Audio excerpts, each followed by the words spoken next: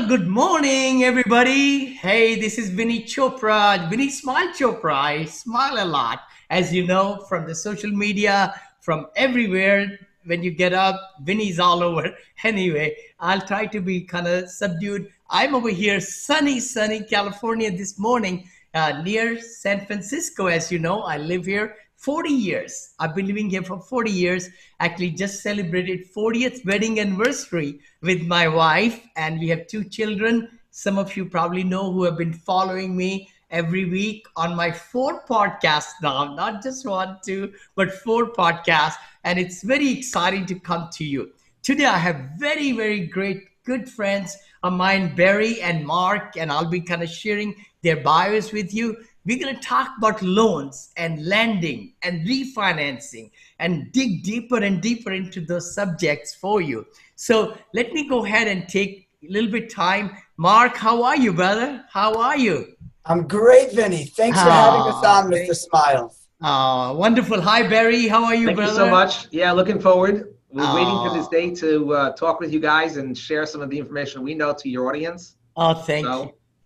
Thank you so much. You know, I'd like to introduce Mark. Mark Krupenia is the Senior Vice President of Meridian Capital and has been with the team since August of 2018, going on 2 years almost there now. During his career at the firm, he and his team have closed over 2 billion, with a B, guys, billion in loans. And Mark focuses on helping investors, syndicators grow their portfolio by leveraging their portfolio and his knowledge. Mark's motto is, I see and treat every one of my clients as if they were my only one. I appreciate that. That's so good. So very good, Mark. And Mark resides in New Jersey with his wife and 3 children, 3 boys. He just mentioned it. And you've been married 80, is that right? 8 years, you said? 8 years, just celebrated my 8th anniversary. Wonderful year. Congratulations. Beginning of June. Congratulations, you know, Mark. And Barry Lefkowitz, right there. Barry has been with Meridian since 2011, going on 9 years, more than that, and is currently the managing director of the New Jersey office, New Jersey, right there.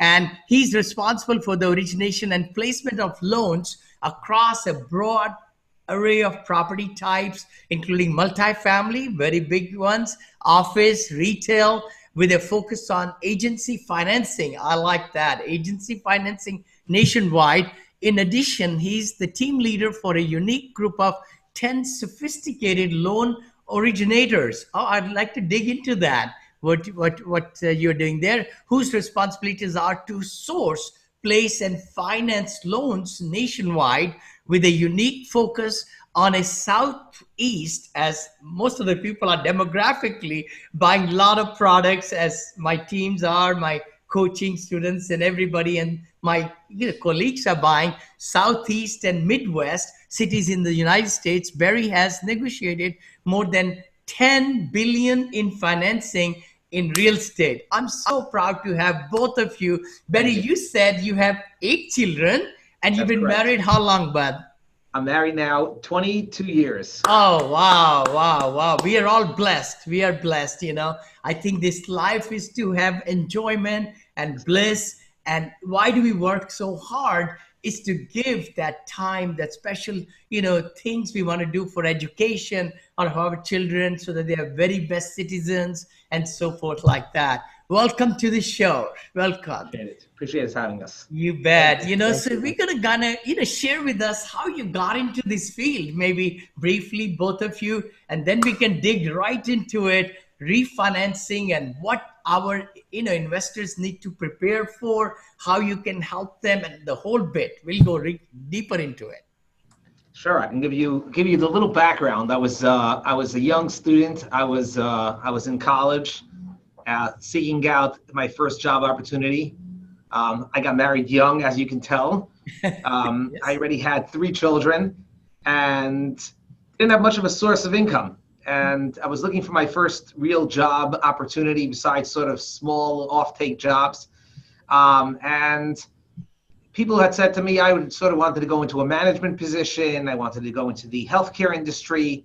And someone said to me, why would you do that if you can go into sales? And I was like, I don't want to do sales. It's difficult. People hanging the phone up on you. And literally, I was driving one Friday afternoon. I remember the story. And my previous employee was a small boutique shop down in South Jersey. The owner called me up and he said, Barry, I heard you're looking for a job. Let me tell you one thing. Do you want to be in an industry where you're capped about how much money you can make? Or do you want to tell your wife that she can buy whatever she wants one day as long as she lets you work? I was like, oh, that's a concept. Okay, so he nipped me by the bud and he said, you can always go into any other field of management or some sort of other work opportunity. Yeah. But once you do that, you're probably never going to go back into the sales industry. Take the hardest industry that there is today, figure it out. If it works, fantastic. If it doesn't, you can always take him to find another job. Yeah. So this was back in 2004 when I first started, and 2005, 2006, 2007 were fantastic years, obviously, before that crisis. And then, boom, 2008 and 2009 came, and everything was downhill. You reevaluated whether or not you made the right decision. Should you stuck around? Maybe you should have gone into healthcare. Maybe there was a better source of path. And, my motto has always been that stick to what you know and continue to persevere. And that was probably the biggest, thing that led me through the crisis of 2008, 2009, was recognizing that the weak brokers, the guys on the sidelines are going to fall washed out. Yeah. Guys who can stick it out will continue. Yeah. Thankfully, in 2011, I got a knock on my door from Meridian Capital Group, and they said, why are you working for this small boutique shop? Come work for us. We're the big boys. And I set myself up with a team, started hiring guys, literally guys that were on ground zero, that never worked before. And, my success has been the ability to have patience and to teach them the business and, fly around the country, meeting clients, meeting people. I'm like you. I like to meet people. I like to see people. I'm a happy guy. Okay. The reason why I work every single day is because, I got 8 children at home, but it's a party. It's always fun. It's always exciting. Always looking for something to do. And when you got 8 kids, you got to work harder than everybody else. And I'm happy to say that I wake up in the morning, energized, ready to roll. And we built a nice team. So that's sort of my background. And here we are today, have the opportunity to meet you and your friends. No, thank you. Thank you so much. Thank you. It's such a great, I know we met actually there in Orlando, and we sat down and I was very impressed with your whole, Meridian team and all. And so we'll dig deeper into it. Mark, you want to kind of tell us a little bit about you, bud? Yeah. Sure. My name is Mark Krupenia. I am from a little town not far from the Jersey Shore. Approximately, it's about 9 miles. Yes. Actually, when I drive up to the office, it's down every Friday afternoon. I get stuck in all the shore traffic. Yep. So, I'm heading home and everyone's heading to the shore. So that's sort of, where we live. And talk about how I got into it. Was interesting. I was working for one of the largest firms in the country that they maintained homes for the banks. So foreclosed homes. So it was after 2008. There was homes across the country. The banks didn't know what to do with them, and they sort of managed it. And I was living next door to Barry, and Barry would make this glamorous life of a mortgage broker. Come work for me. It's great. You're capped. Your salary's capped. Come. It's not for everyone, but there's this endless opportunities, and so on and so forth. So he still didn't have me convinced. I went to meet one of the largest healthcare operators in New Jersey, a good friend of mine, and I was thinking about going into becoming an AIT for him. So that would be training to be an administrator for one of his nursing homes and then working my way up. Oh, wow. And we go in, it's a Friday afternoon. His office was below where I worked. And I say, Sam, what do you think? We had a bunch of conversations. I said, Sam, what do you think about me coming to work for you as an administrator? He says, Mark, it's going to be way too boring for you. It's a great job, but it's not for you. You need more action. He calls over a regional administrator of his who's in charge of a whole bunch of homes. He sits me down. He gives me 45 minutes. It's a Friday afternoon. And he says, it's a great job, not for you. Real estate, go into real estate. I went to Barry, and the rest is history. I love it. And I actually, interestingly enough, 2 years in the business, but I had a big break. I was focused on South Florida. Yes. And great, there's so much action there. There's so much trading. You have all these.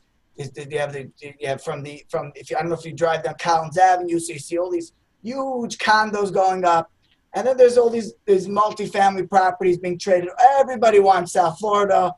Everybody wants Orlando, Jacksonville. These are such hot markets. Mm-hmm. I emailed a huge operator, and he calls me back within 10 minutes. I got your email. I'm looking at this deal. It's a $140 million purchase, $93 million of debt. We got the break. We did the deal for him. We did another deal for him, and here I am. Awesome. Congratulations. That's great. Success breeds success, and to have that, come in your lap because you had the desire to really get into it, and God helps those, Yeah. It was hustle. Come in. How am I going to break into this? This is a massive industry. Yep. And there's everybody's doing these huge loans for huge operators. How is Mark going to break in? Yeah. You got that break. You take the knowledge that you learn from those deals and you run with it. And I attest to the fact that this was a client that we had all told him, Mark, you're crazy for going after. He's too big of a fish for you to try. And sometimes the determination of the people that work for you are stronger than the determination of the guys that run the show. And that's the beauty of a team leader and having students that follow, because as long as the guy on top is genuine and hopes for the success, you go out there every single day. The students can go out there every single day and do things that you may not necessarily think are smart, but they'll persevere and they'll push. And they'll come out on top. So, he took an assignment and he turned it into fruition. And it's obviously something we're all proud of. And, awesome. It's sort of the way we conduct our lives in general, And the best part about it was winning Barry's trust. I love it. And, the best thing is that it also gave you so much self-confidence, Mark, to line up. And then everything else becomes so trivial, right? Exactly. That your product is good, your service is good, your attitude is good, you have the right things, then that just gets you to any door now, literally. That's where the name of the game. And then, you don't want to disclose the name, but you could definitely share how large that, real deal was. That says volumes when you're talking to any other prospects, right there. So let me ask you a question. You are a brokerage company. You work with banks. You work with different groups, funds. Either one of you can take that question. Share with us how you're able to really help a lot of multifamily, because that's what I'm in multifamily right now. I'm in senior living developments, ground up. We are also building now condominiums, townhouses, not senior living, just the apartments, my partner and I, and we're into hotels. So we're buying hotels. We bought one in December. We are buying another Courtyard Marriott and named flags, right? So share with us, so that our audience can get the full spectrum. Yeah. Let me give you some background of the mortgage industry, and I think that it's a good question, because where did it evolve from? I take the stand. Meridian Capital's position in financing was a real part of the creation of mortgage brokers. About 25, 30 years ago, everybody had a building, owned a piece of commercial real estate, walked across the street to a local lender, their local bank, knocked on the door, and they said, "Hey, you have my operating accounts, you have my savings accounts. I need to finance my building." Mm-hmm. It was a direct relationship. He developed a relationship with a loan officer. He looked at your information. He went to his chart. He looked at the posted rates for that particular day, and here are the rates.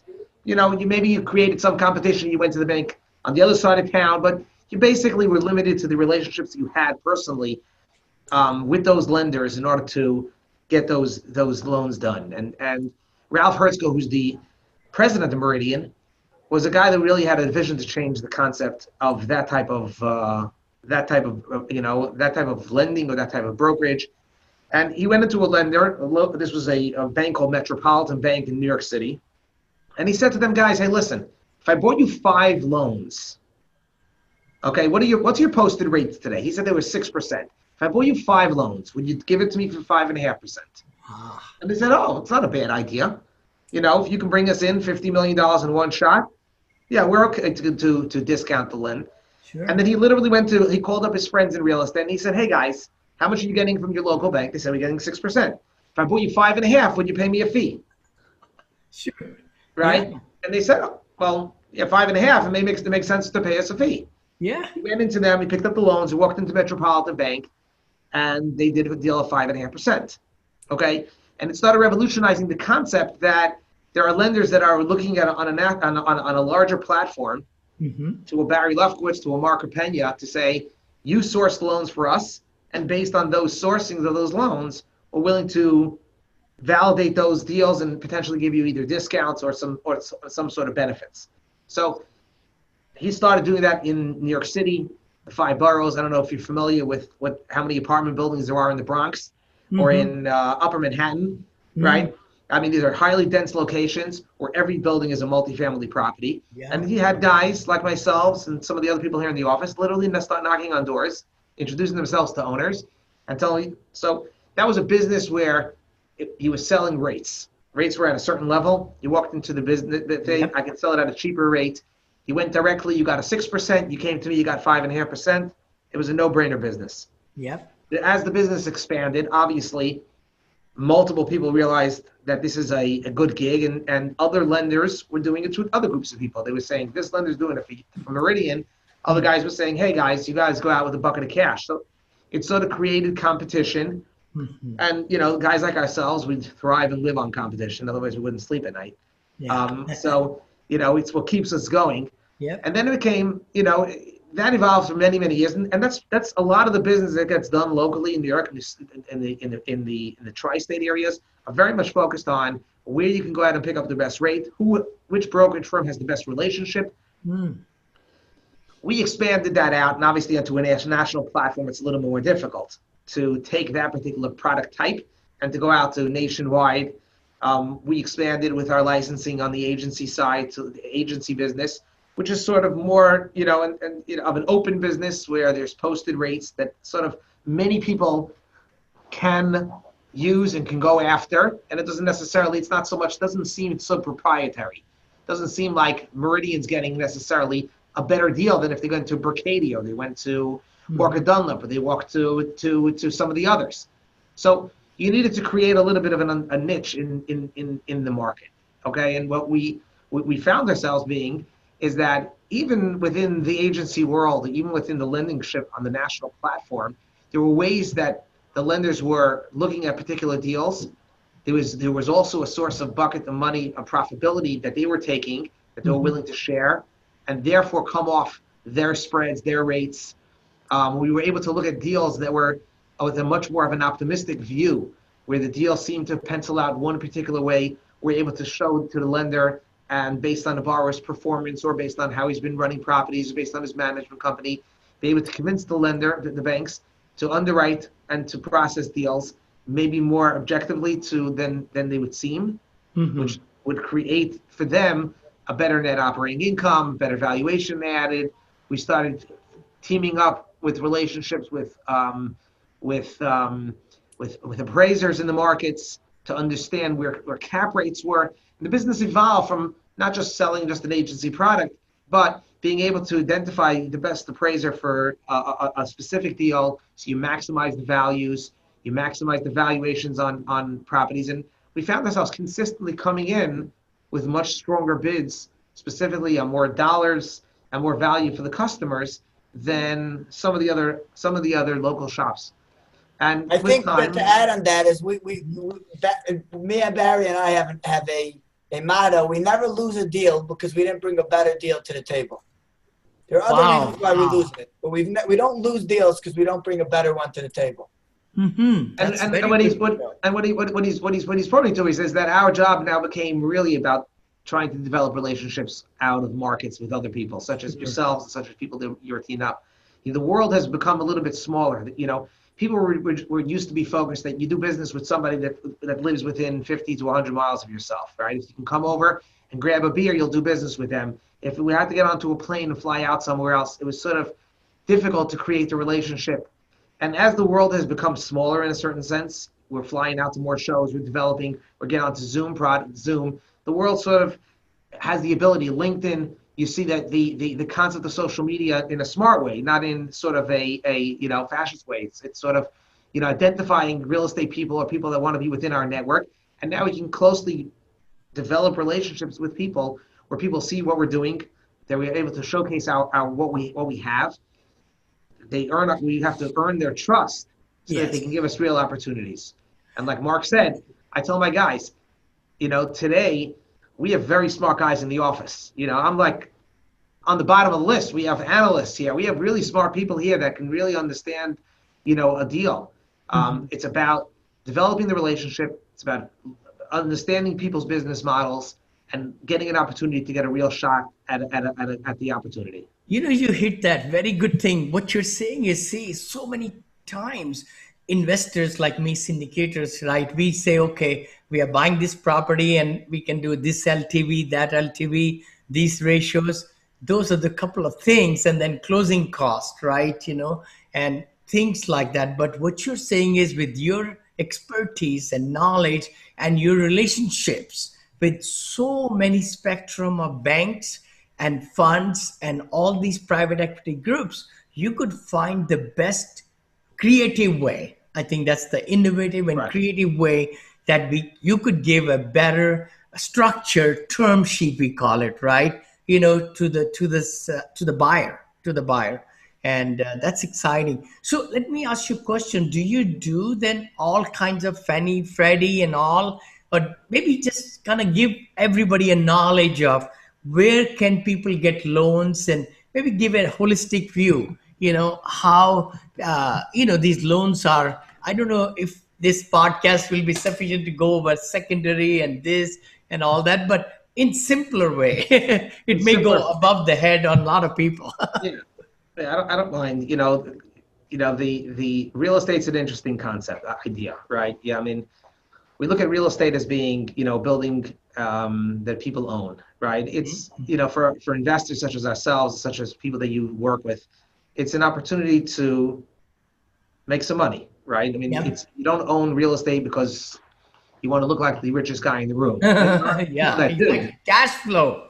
You want to look at cash flow. So, so your valuations of your property is sort of based on, your tenants paying rent, your cost of expenses, and then ultimately, you want to be able to take what you create out of the difference between your rents and your expenses is how much cash flow you ultimately have. Now, totally. Lending world, a lot of times, and also this has evolved over time. 25 years ago, the banks were more looking at the individual that was coming in to borrow that money. They said, hey guys, do we trust this individual? Do we like his business plan? If we liked his business plan, we liked what he was doing, we gave him a loan.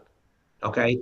And the reason for that is because back in the days, most of there's a difference between recourse loans and non-recourse loans. Recourse loans is similar to your residential home, where you're borrowing the money, but you're taking personal responsibility for it. If it doesn't go the way you anticipate, you have to fork up the money to repay the bank, regardless of if it was your fault or not.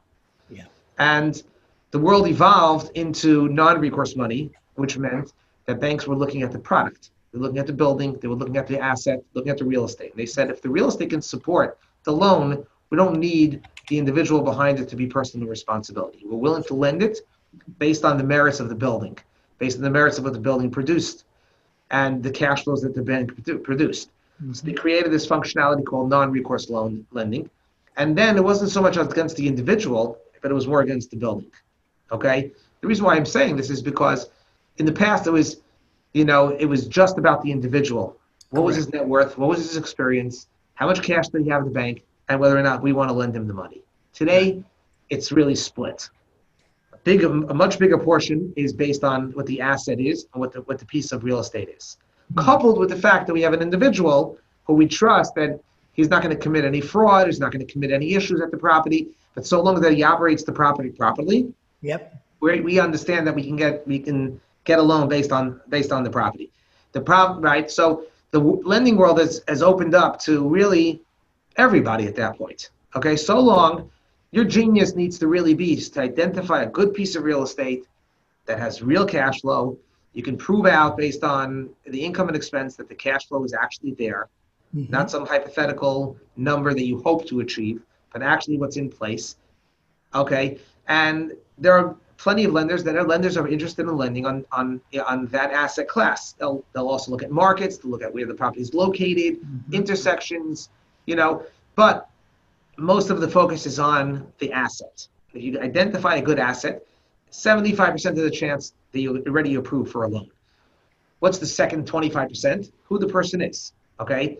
Now, the bank obviously wants to be committed that you are an individual that can manage a property or run a property properly, right?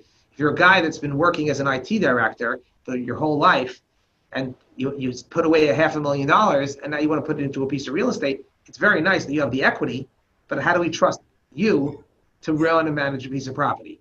We all know you can't be experts at everything.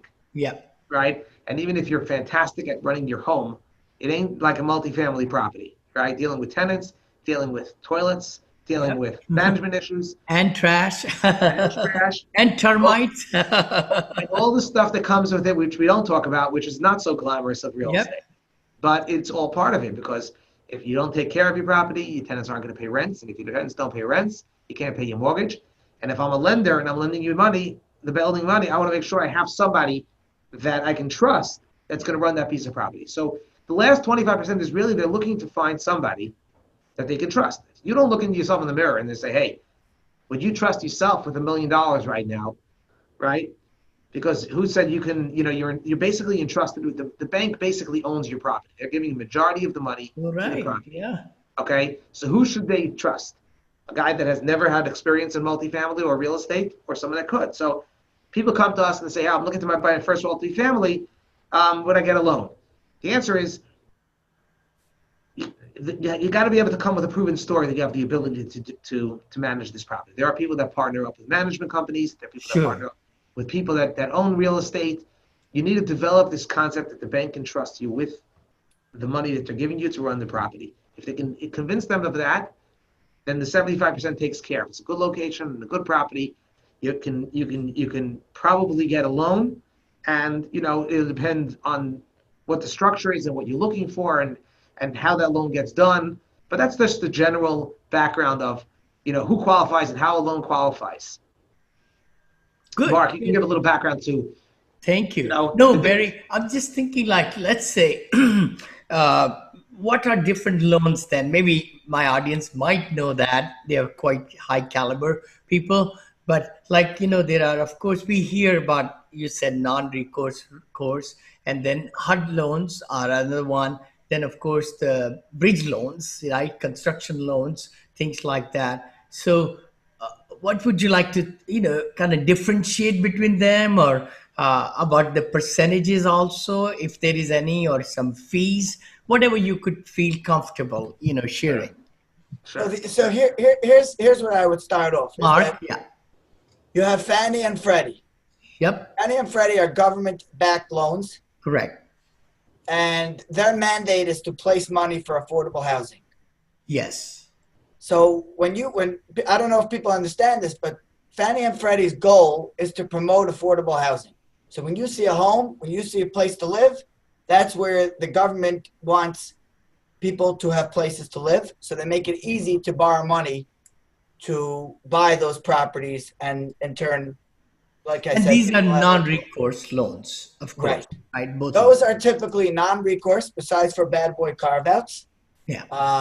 Which Barry can speak about what they are. Mm-hmm. And they typically go up to higher leverage. And the rates are competitive enough to compete with the banks.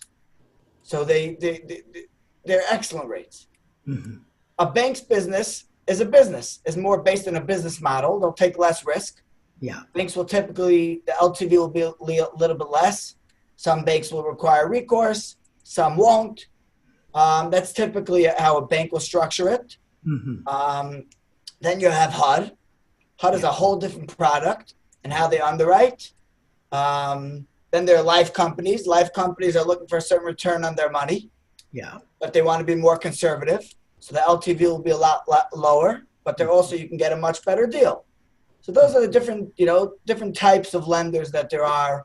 And obviously agency being the most, because they're promoting the affordable housing and they want your business to grow. So that's where people tend to go to them more. But just one additional point. Sure. Obviously, there is, the agency is sort of an institutional type idea. There's one particular box how things fit in. If it fits into the box, you can get an 80% loan, 3% locked in 10-year interest rates. Banks have a different bank model. They're a balance sheet lender, which means they take the risk on their own books. The money that they lend out are depositors' money. They have an emotional capacity, but it works in good ways and bad ways. In the good way, if you develop a relationship with them and you prove out that you've been a strong client, they'll bend and do things for you that they may not necessarily have on their books. If a deal has issues throughout the process, for example, COVID hits, you have a lender, you can pick up the phone and call the lender and say, hey, I'm running through issues at the property. And they'll say, okay, we'll put a suspension on your loan. We'll figure out things, how to make it, worthwhile for you to, get through the pandemic and settle it. As opposed to an agency, which is sort of a box, whatever is you're not really talking to any individual person who's making the decisions. It goes to a much broader spectrum. So there are people that have always liked, the old school people have always liked balance sheet lenders because they always want the ability to pick up the phone and call the lender if they're running through issues or have questions that come up throughout a loan process. They also offer flexible prepayment penalties. So if people are looking to get out of the loan or sell the property, it's advantageous. The agencies have a much more fantastic product for long-term spectrum for 10-year deals and the likes, and you can get 80% CAD, but you're locked in generally long-term. Your prepayment penalties are onerous, and you typically don't have anybody to talk to if you have a particular issue at your properties. So it's the good and the bad. There's risk versus the reward, like Mark mentioned. And the nice part about Meridian is that we're not focused just on one particular product type. We have expertise in multiple. Not necessarily do you get every type in every location for every single customer.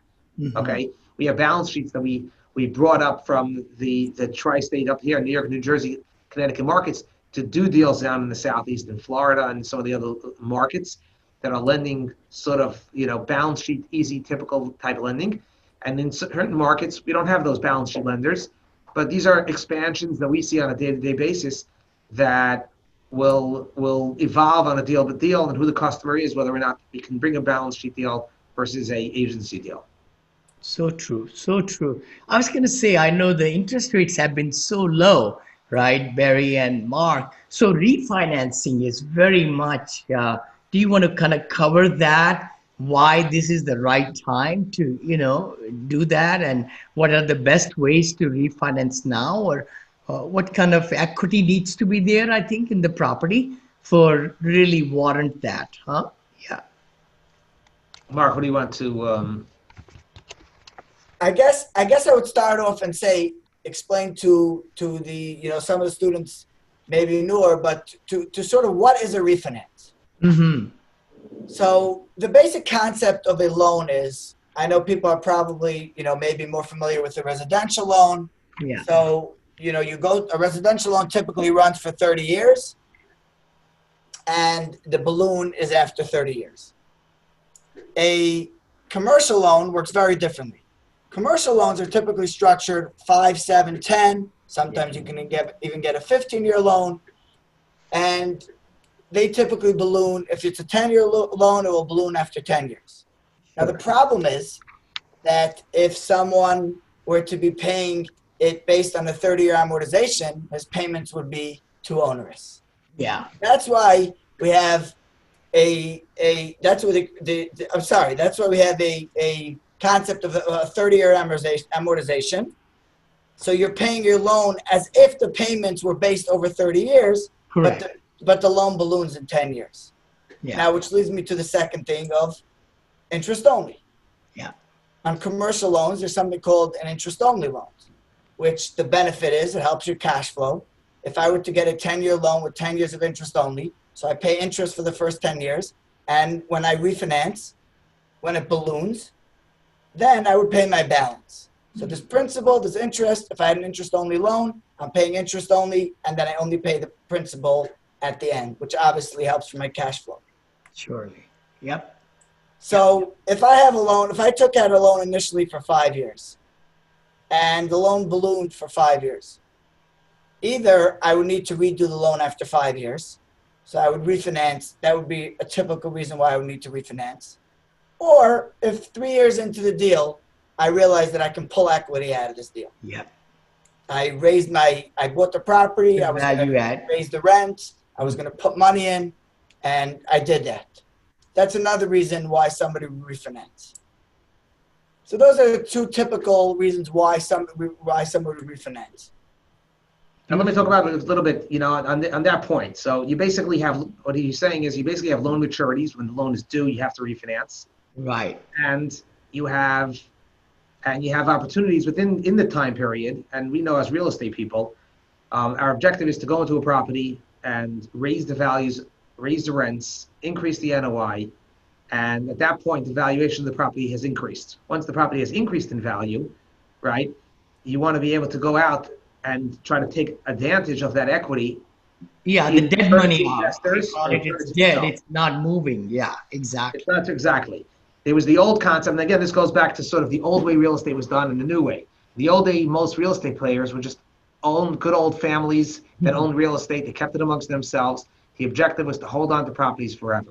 Today, we're not all as rich as those big families, so we syndicate deals out to multiple people. They want a return on their investments. Sure. The best return on their investment is to get their return and plus to get their cash back and still get money on their investments. That's the optimum goal of any syndicator.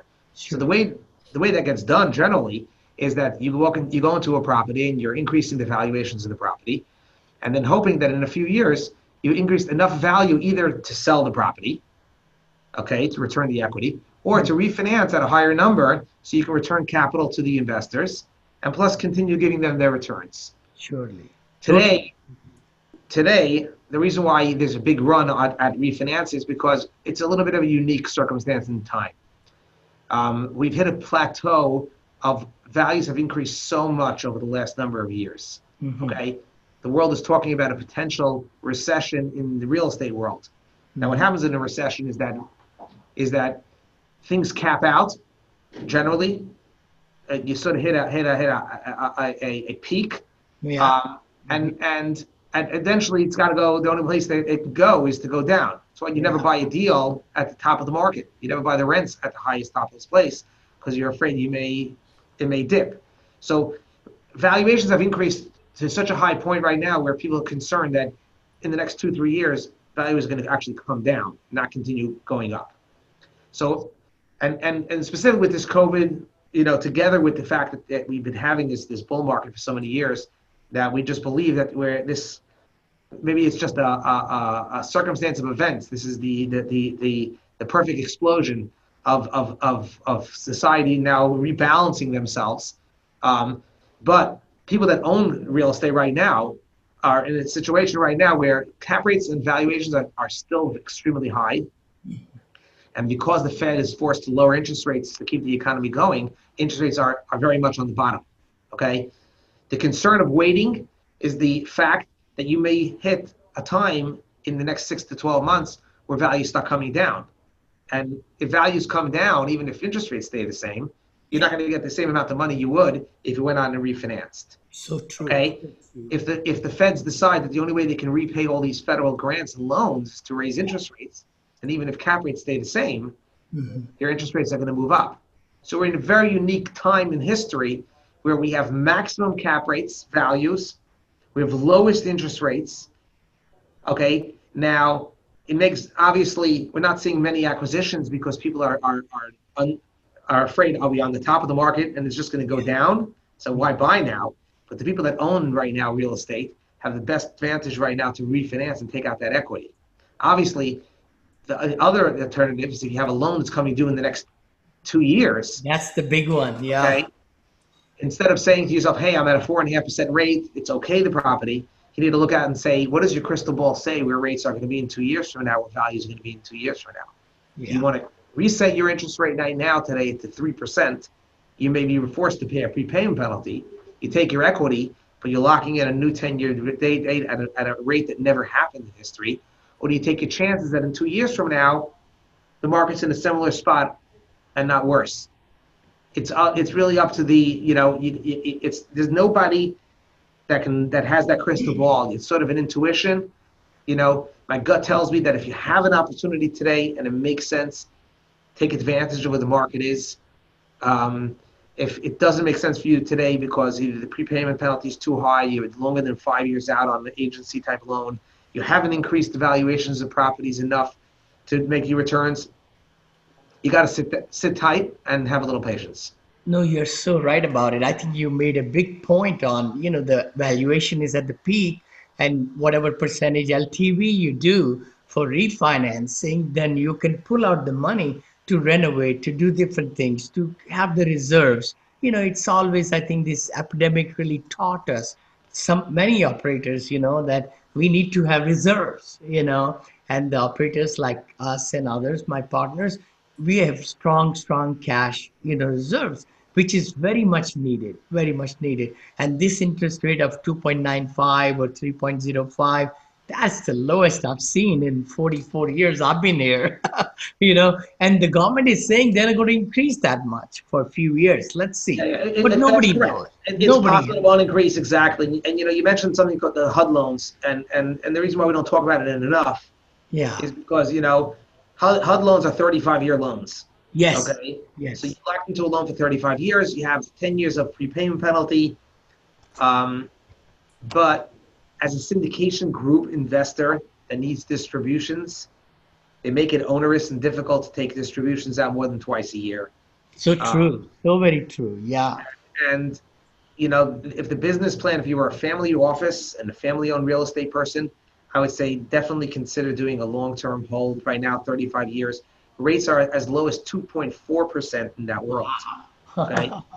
But I think for most of us who are not family-owned real estate that are holding on to assets forever, need a shorter horizon because they need to return equity.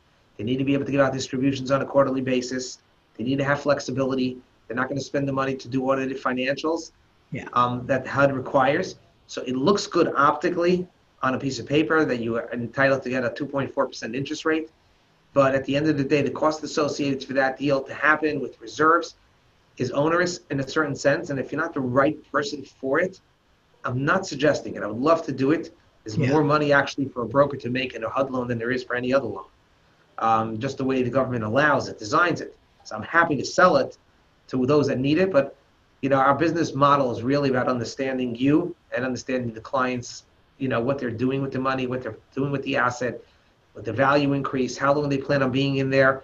And you probably can talk to the fact that, the evolution of real estate is probably maximum you're holding on to a deal is probably, 7 years at most. Generally at that point, you want to look to sell because you've already maxed out what you believe you've done to the property. And at that point, it's no more fun, Then it's just about collecting rents and fixing toilets, Yeah.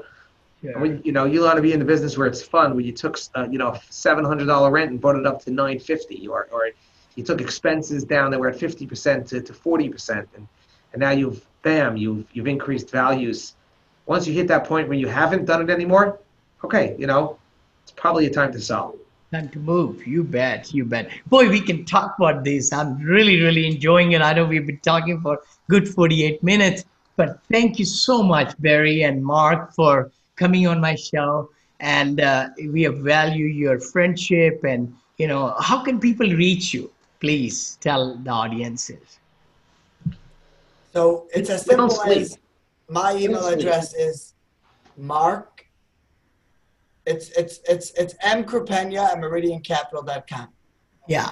And Barry's Sure. is We'll put it in the Lefkowitz show notes, definitely. Yeah. at meridiancapital.com. Exactly. If you Google us, Barry Lefkowitz, Meridian, Mark Krupenia, Meridian, the culture that we live in is that other than Saturday, which is a completely shut down, we're working 24/6. Sure. We're guys that hustle on a Sunday. We're not afraid to get down and dirty into a circumstance, and I believe that those that will give us the opportunities or show us the opportunities will realize what we have to offer. It may not necessarily be the best product or something for them, and we're totally fine if people reach out and Sure. it turns out that Find the best. not necessarily, but I can promise you one thing: we'll add insight to when you listen. We'll listen to your thoughts. We'll structure something which makes sense for you, and we're not going to push you into something which just doesn't make sense. So we appreciate the friendship as well. We love the fact that we get to talk to you. It almost feels like we're in person. I would love to grab a beer right now, but we're still 3 hours behind. I already ate lunch. You're probably going out to eat lunch right now. That's right. My wife and I, we've been, kind of locked down with the, Exactly. And we'll get together the next time there's an opportunity. Sure. Love to. Barry and Mark, thank you so much for joining. And I just would like to tell my audiences, hey guys, if you like what you heard today and all the different episodes that I'm bringing out to you, all the top professionals in USA, benefits of owning and investing in real estate, especially commercial real estate, please reach out to us. Our line is always open and we'd like to sit down with you, help you achieve your goals. How you can do that is to just go on my website, vinneychopra.com, VINNEY, Vinney, CHOPRA, chopra.com/success strategy call. Success strategy call. We'd love to talk to you, find out about your goals and dreams. And if you'd like to invest with us passively, you could also go to my website, vinneychopra.com/invest, INVEST. Again, don't forget to like, subscribe, comment, and share this episode if you found value. And we would love to get 5-star reviews. If you don't mind, please go on iTunes and give us that great 5-star review, because that's how we'll be able to rise up and more great content will be coming to you. So if you think someone can, enjoy this podcast, please forward it to them also. And also look for every week Vinney coming live on this Apartment Syndication Made Easy, which is kind of like the sequel to my book. Many of you have probably read it now, and I also have the Spanish version of it, both of them. And my other book is coming out, which is Positivity Brings Profitability. My third book is almost ready, Investing in Assisted Senior Living Concept. And then my fourth book is also being made. So thank you so much for your time. Barry, thank you so much. Mark, Appreciate it. it's Thank such you, a pleasure, brothers. And we'll do business together. Thank you, and God bless you all. We'll see you again. Bye-bye. Thank you. Be sure to listen to Mr. Smiles next week with more golden nuggets and top-notch coaching tips. You can reach him by going to vinneychopra.com or texting the word syndication to 474747. Be sure to like, comment, and share to show everyone how Mr. Smiles has brought your apartment syndication business to the next level.